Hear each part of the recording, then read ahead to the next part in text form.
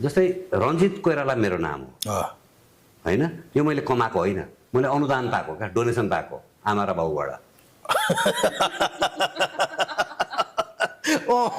होइन त।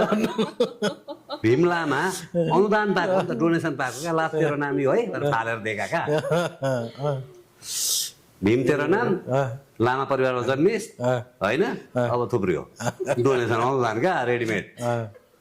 अनि अहिले एङ्कर जस्तो होस्ट गरेर प्रेजेन्टर बसिरहेको छु, त्यो मैले कमाएको आफ्नो पहिचान मेरो बनाएको होइन। तपाईँ निर्माता निर्देशक, यो चाहिँ कमाएको हो नि त, यो आफ्नो पहिचान हो। मेरो पहिचान एङ्करबाट भइरहेछ होइन, त्यसको लागि मैले लडाइँ गरिरहेको छु होइन। तपाईँ अहिले निर्देशक निर्माता भएर त्यसको पहिचान बनाउनुको उसमा 12औँ आइसक्दा पनि अब यहाँ लडाइँ मङ्सिर 5 गते होइन, रिजल्ट आउँदैछ होइन, लडाइँ खेलिरहनु भएको छ।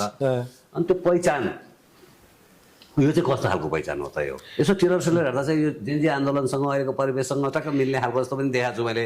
त्यो जलाउने सलाउने लडाइँ चाहिँ पानीको फोडा दमकलले हानेको मान्छे भएको लट्ठी चार्ज हुन्छ नि, त्यो हेर्दा अहिलेको म त अस्ति जेन्जी आन्दोलनको भनेको तपाईँले त पहिले सुटिङ गर्नु भएको छ, यो हुँदैछ भने कसरी थाहा पाउनुभयो पहिले?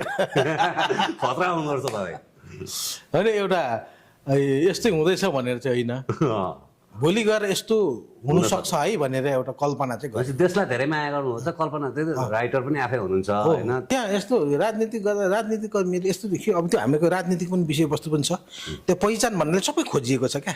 त्यहाँ मिडिया कर्मीको पनि पहिचान चाहियो भन्ने